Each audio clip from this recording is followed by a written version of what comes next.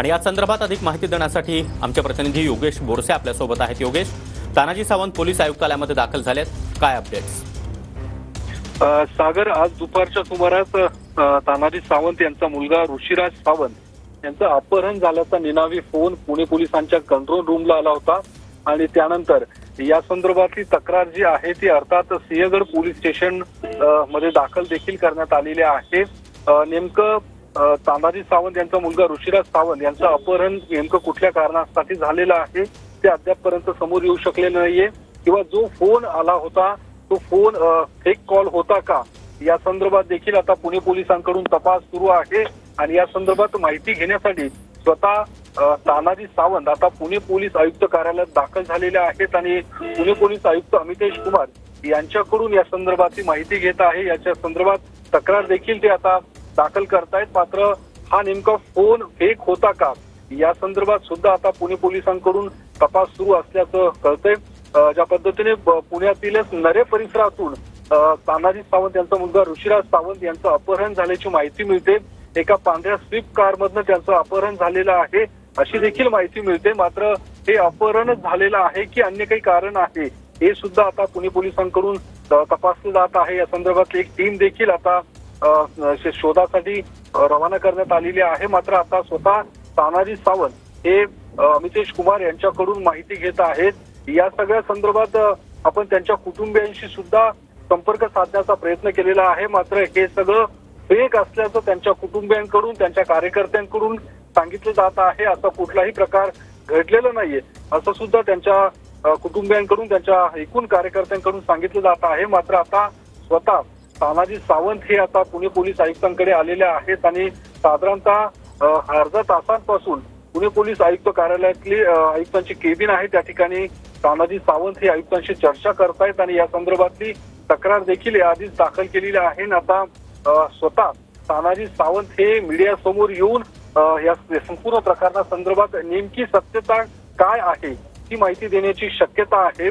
तानाजी सावंत हे राज्याचे माजी आरोग्य मंत्री आहेत आणि या संदर्भात अधिक माहिती देण्यासाठी आमचे प्रतिनिधी योगेश बोरसे आपल्यासोबत आहेत। योगेश, तानाजी सावंत पोलीस आयुक्तालयामध्ये दाखल झालेत, काय अपडेट्स? सागर, आज दुपारच्या सुमारास तानाजी सावंत यांचा मुलगा ऋषिराज सावंत यांचं अपहरण झाल्याचा निनावी फोन पुणे पोलिसांच्या कंट्रोल रूमला आला होता आणि त्यानंतर या संदर्भातली तक्रार जी आहे ती अर्थात सिंहगड पोलीस स्टेशन मध्ये दाखल देखील करण्यात आलेली आहे।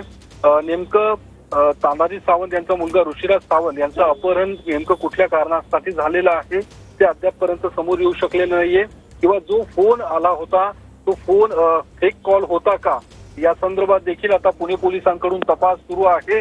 आणि या संदर्भात माहिती घेण्यासाठी स्वतः तानाजी सावंत आता पुणे पोलीस आयुक्त कार्यालयात दाखल झालेले आहेत आणि पुणे पोलीस आयुक्त अमितेश कुमार यांच्याकडून या संदर्भातली माहिती घेत आहे। याच्या संदर्भात तक्रार देखील ते आता दाखल करतायत। मात्र हा नेमका फोन फेक होता का या संदर्भात सुद्धा आता पुणे पोलिसांकडून तपास सुरू असल्याचं कळतंय। ज्या पद्धतीने पुण्यातीलच नरे परिसरातून तानाजी सावंत यांचा मुलगा ऋषिराज सावंत यांचं अपहरण झाल्याची माहिती मिळते।